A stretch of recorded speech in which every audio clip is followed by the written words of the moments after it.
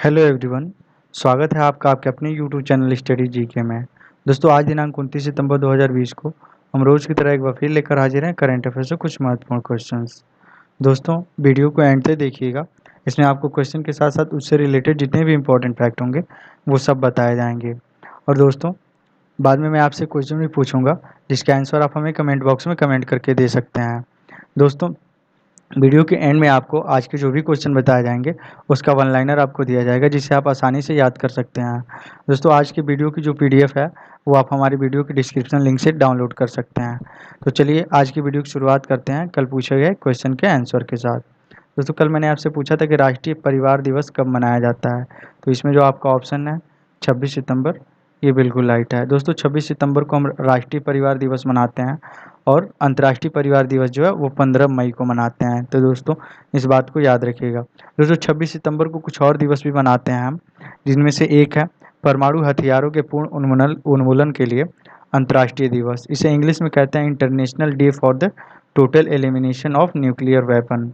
और दोस्तों एक और दिवस मनाते हैं हम 26 सितंबर को, उसका नाम है विश्व पर्यावरण स्वास्थ्य दिवस, वर्ल्ड एनवायरमेंटल हेल्थ डे। तो दोस्तों इन तीनों दिवसों को याद रखिएगा और 15 मई को जो है अंतर्राष्ट्रीय परिवार दिवस मनाते हैं। तो चलिए बढ़ते हैं हम आज के पहले क्वेश्चन की तरफ। हमारा जो आज का पहला क्वेश्चन है कि आईटीआर प्रोजेक्ट कहाँ शुरू किया गया है, तो इसमें जो आपका ऑप्शन है बी फ्रांस, ये बिल्कुल राइट है। दोस्तों आईटीआर का जो पूरा नाम है वो इंटरनेशनल थर्मोन्यूक्लियर एक्सपेरिमेंटल रिएक्टर है। दोस्तों भारत की कंपनी एल&टी ने गुजरात के हजीरा यूनिट से फ्रांस में एक क्रायो स्टेट लेड भेजा है। दोस्तों क्रायो स्टेट जो है वो एक फ्रिज की तरह काम करता है और ये जो रिएक्टर होता है वो उसे ठंडा रखता है। दोस्तों क्रायो स्टेट जो है वो विश्व में सबसे बड़ा स्टेनलेस स्टील का हाई वैक्यूम प्रेशर चेम्बर है। दोस्तों आईटीआर के बारे में कुछ बातें जान लेते हैं। आईटीआर जो है वो दुनिया का एक महत्वपूर्ण एनर्जी प्रोजेक्ट है। इसका काम जो है कार्बन मुक्त एनर्जी के स्रोत के रूप में संलयन ऊर्जा को व्यवहारिक रूप में लाना है। दोस्तों इस प्रोजेक्ट के तहत जो है लगभग 35 देश जो है वो आपस में जुड़े हुए हैं। दोस्तों ये 35 देश जो है वो मिलकर सबसे बड़ा टोकामैक मशीन बना रहे हैं। इसे संलयन ऊर्जा को उपयोग में लाने के लिए बनाया जा रहा है। दोस्तों इसके सदस्य राष्ट्र जो हैं, आईटीआर के जो सदस्य राष्ट्र हैं उनमें से है यूएस यानी यूनाइटेड स्टेट ऑफ अमेरिका, रसिया, रूस, यूरोपीय संघ, भारत, जापान, साउथ कोरिया यानी दक्षिण कोरिया। तो दोस्तों चलिए आगे बढ़ते हैं हम अपने अगले क्वेश्चन की तरफ। हमारा अगला क्वेश्चन है कि हाल ही में किस राज्य के द्वारा हाइपरलूप के निर्माण संबंधी अध्ययन की मंजूरी दी है। तो दोस्तों इसमें जो आपका ऑप्शन है सी कर्नाटक, ये बिल्कुल राइट है। दोस्तों बेंगलुरु इंटरनेशनल एयरपोर्ट लिमिटेड है, उसने 27 सितंबर 2020 को वर्जिन हाइपरलूप और के साथ करार किया है। दोस्तों इस हाइपरलूप का जो वे होगा वो कैंपेगौड़ा हवाई अड्डे से बेंगलुरु सिटी सेंटर तक होगा। दोस्तों हाइपरलूप की मदद से इस दूरी को जो है 10 मिनट में तय किया जा सकेगा। दोस्तों इसकी रफ्तार जो होगी वो 1080 किलोमीटर प्रति घंटा होगी और लगभग एक बार में 1000 पैसेंजर को यानी 1000 यात्रियों को एक स्थान से दूसरे स्थान तक ले जाया जा सकता है। दोस्तों हाइपरलूप जो है एक मैग्नेटिक एनर्जी पर आधारित ट्रेन है जो एक कैप्सूल के रूप में होगी। इसके कुछ तस्वीरें हम आपको दिखा देते हैं, जिनमें से एक है ये कैप्सूल। इसमें आप देख सकते हैं ये कैप्सूल की टाइप का है और इसमें आप बैठकर जो भी इंसान जाएगा वो एक स्थान से दूसरे स्थान तक घंटों की दूरी को मिनटों में तय कर सकता है। दोस्तों इसके साथ ही ये कैप्सूल के अंदर का नज़ारा है। इसमें जो है ये इंसान के बैठने की जगह है और ये बीच में जो खाली गैप है इसमें सारी सुविधाएं दी गई हैं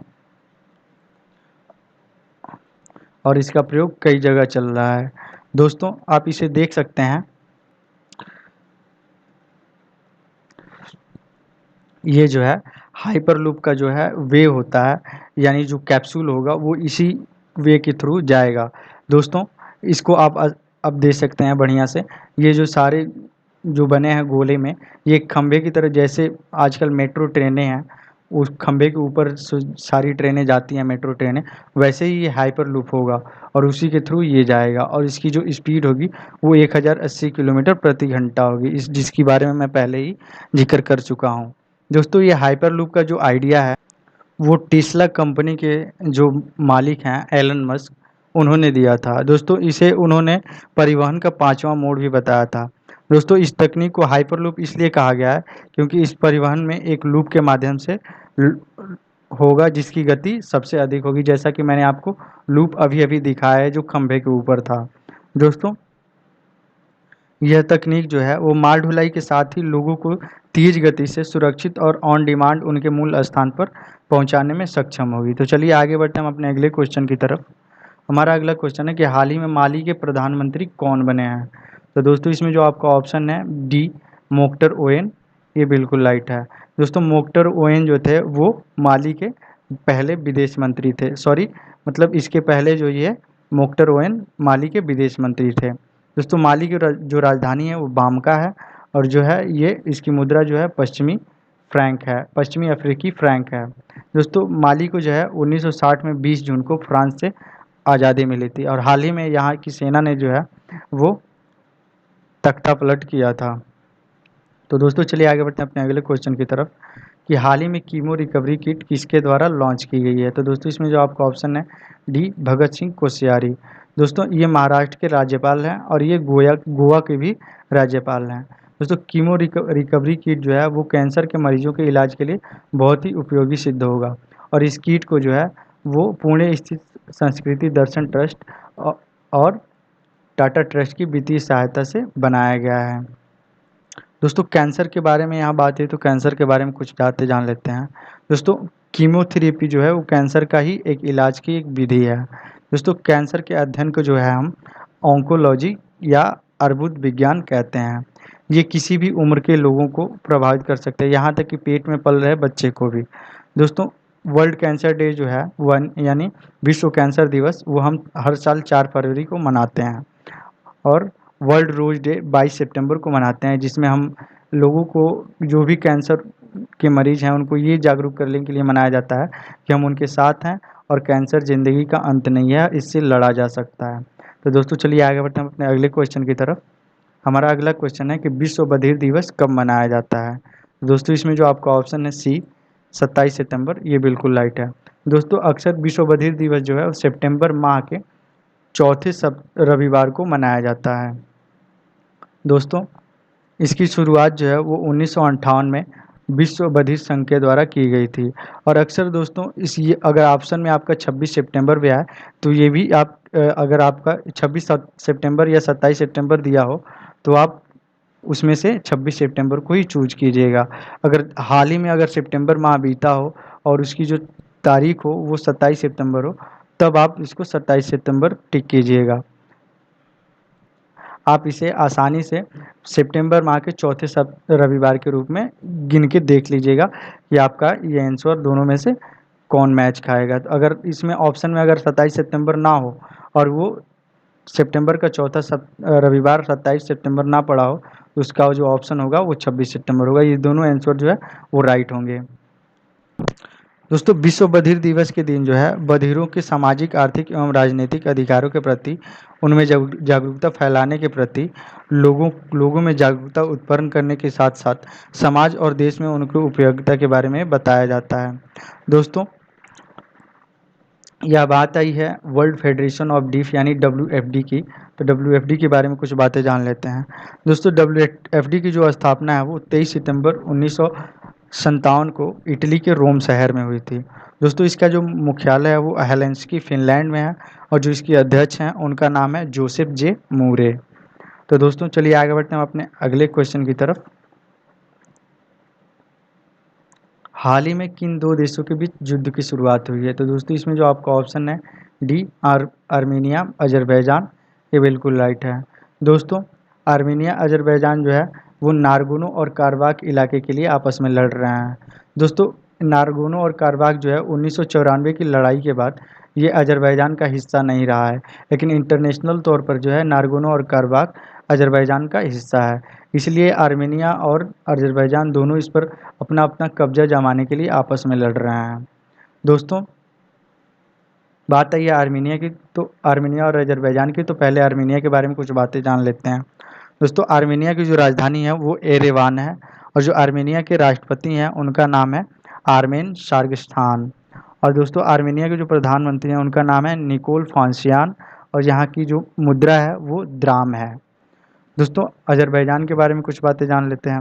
अज़रबैजान की जो राजधानी है उसका नाम है बाकू, और जो यहाँ के प्रेसिडेंट हैं यानी राष्ट्रपति हैं उनका नाम है इल्हाम एलिएव।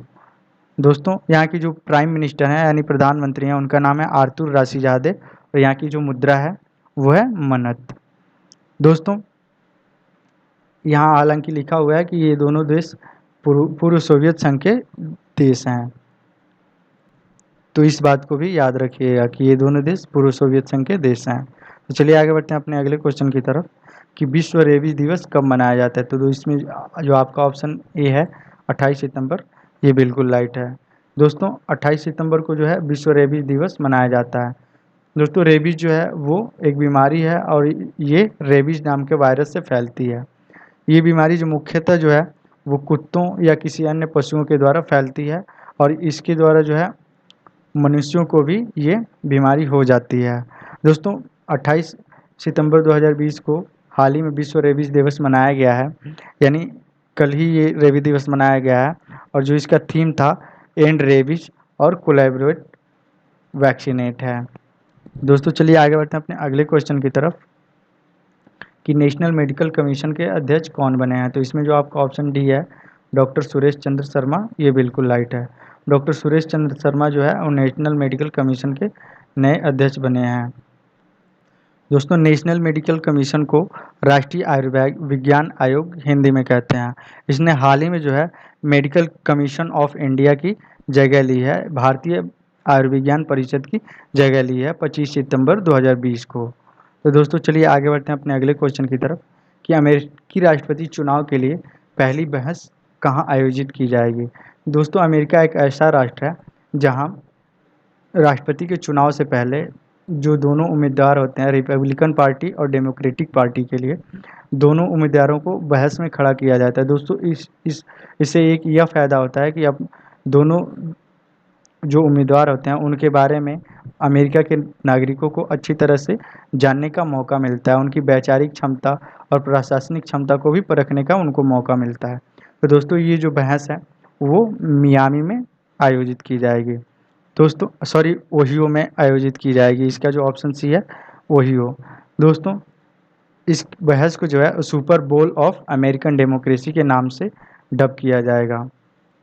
दोस्तों, वर्ष 2020 के अमेरिकी राष्ट्रपति चुनाव में कुल 3 बहस होंगी, जिनमें एक तो ओहियो में होगी, यानी 29 सितंबर को होगी ये ओहियो में, और जो दूसरी बहस होगी वो 15 अक्टूबर को मियामी फ्लोरिडा में होगी, और दोस्तों जो तीसरी बहस होगी वो 22 अक्टूबर को नेशविल में होगी। दोस्तों, अमेरिका का राष्ट्रपति चुनाव जो है वो 3 नवंबर 2020 को संपन्न होगा। दोस्तों, अमेरिका के जो वर्तमान में राष्ट्रपति हैं उनका नाम है डोनाल्ड ट्रंप, और जो डेमोक्रेटिक उम्मीदवार हैं वो हैं जो बिडेन। ये दोनों आमने सामने हैं। अमेरिकी राष्ट्रपति डोनाल्ड ट्रंप जो है वो रिपब्लिकन पार्टी की तरफ से उम्मीदवार हैं। तो दोस्तों, चलिए आगे बढ़ते हैं अपने अगले क्वेश्चन की तरफ कि स्वामित्व योजना किनके द्वारा शुरू की गई थी। तो दोस्तों, इसमें जो आपका ऑप्शन है डी नरेंद्र मोदी, ये बिल्कुल राइट है। दोस्तों, इस स्वामित्व योजना की जो शुरुआत है वो 24 अप्रैल 2020 को की गई थी। दोस्तों, इस दिन जो है पंचायती राज दिवस भी मनाया जाता है। दोस्तों, स्वामित्व योजना की जो लॉन्चिंग है उसके साथ जो है ई ग्राम स्वराज की भी लॉन्चिंग की गई थी, यानी इसकी शुरुआत की गई थी। दोस्तों, ई ग्राम स्वराज जो है वो एक पोर्टल है जो ज़मीन का ब्यौरा मुहैया कराएगा। दोस्तों, ये पोर्टल जो है लोगों को उनकी ज़मीन का सर्टिफिकेट भी देगा। और दोस्तों, इस यहाँ स्वामित्व योजना की बात आई है तो स्वामित्व योजना के भी बारे में कुछ जान लेते हैं। दोस्तों, स्वामित्व योजना से सभी ग्राम समाज के काम को ऑनलाइन किया जाएगा, और ऑनलाइन होने की वजह से लोग अपने संपत्ति का पूरा ब्यौरा आसानी से देख सकते हैं। और दोस्तों, इस योजना से जो देश के गाँव में जो लोग हैं उनकी आवासीय ज़मीन को जो है मालिकाना हक भी मिल जाएगा। तो दोस्तों चलिए आगे बढ़ते हैं अपने अगले क्वेश्चन की तरफ कि कप्तान के तौर पर आईपीएल में सर्वाधिक रन का व्यक्तिगत स्कोर किसने बनाया है। तो दोस्तों ये जो है केएल राहुल के द्वारा दुबई क्रिकेट स्टेडियम में आरसीबी के साथ 24 सितंबर 2020 को हुए मैच में इन्होंने बनाया। इन्होंने कुल 132 रन बनाया है, जो आईपीएल के किसी कप्तान के द्वारा बनाया गया सर्वाधिक व्यक्तिगत स्कोर है। दोस्तों कोरोना वायरस की वजह से जो है आईपीएल का आयोजन जो है वो भारत में ना होकर इस साल दुबई में हो रहा है और इसकी शुरुआत जो है वो 19 सितंबर से हो चुकी है और इसका पहला मैच जो है वो चेन्नई सुपर किंग्स और मुंबई इंडियंस के बीच खेला गया था। तो दोस्तों इसी के साथ हम बढ़ते हैं आज के वन लाइनर की तरफ। सॉरी, ये क्वेश्चन है विश्व पर्यावरण स्वास्थ्य दिवस। मैंने आज के क्वेश्चन में ये बताया है, आपको बस याद करके बताना है कि ये कब मनाया जाता है। आप वीडियो को रिवाइंड करके देख सकते हैं कि मैंने ये कब बताया है। दोस्तों बढ़ते हैं वन लाइनर की तरफ। आईटीआर प्रोजेक्ट फ्रांस में शुरू किया गया है। कर्नाटक सरकार ने हाइपरलूप के निर्माण संबंधी अध्ययन की मंजूरी दी है। माली के नए प्रधानमंत्री मोख्तर ओयन बने हैं। महाराष्ट्र के राज्यपाल भगत सिंह कोश्यारी के द्वारा कीमो रिकवरी किट लॉन्च की गई है। पाँचवा जो है विश्व बधिर दिवस जो है 26 सितंबर को मनाया जाता है या 27 सितंबर भी, आप इसको याद रखिएगा। यानी 27 सितंबर मतलब जो है सप्ताह के चौथे रविवार को भी, क्योंकि अभी हाल ही में 27 सितंबर को जो है सप्ताह का चौथा रविवार पड़ा था, तो इसलिए हमने 27 सितंबर को मनाया है। हालांकि ये वर्ल्ड फेडरेशन ऑफ डीफ के द्वारा 26 सितंबर को निश्चित किया गया है, तो इसलिए 26 सितंबर ये इसका आंसर होगा। हाल ही में अर्मेनिया अजरबैजान के बीच युद्ध शुरू हुआ है। ये आपका छठवां क्वेश्चन है। विश्व रेबीज दिवस 28 सितंबर को मनाया जाता है। नेशनल मेडिकल कमीशन के अध्यक्ष डॉक्टर सुरेश चंद्र शर्मा बने हैं। राष्ट्रीय आयुर्विज्ञान आयोग। दोस्तों राष्ट्रीय आयुर्विज्ञान आयोग ने हाल ही में भारतीय आयुर्विज्ञान परिषद की जगह ली है। अमेरिकी राष्ट्रपति चुनाव की पहली बहस ओहियो में आयोजित की जाएगी। दोस्तों 10वां जो है स्वामित्व योजना की शुरुआत श्री नरेंद्र मोदी के द्वारा की गई थी। 11वां है जो है आईपीएल में कप्तान के तौर पर सर्वाधिक रन का व्यक्तिगत स्कोर केएल राहुल के नाम है। उन्होंने कुल 132 रन बनाए हैं।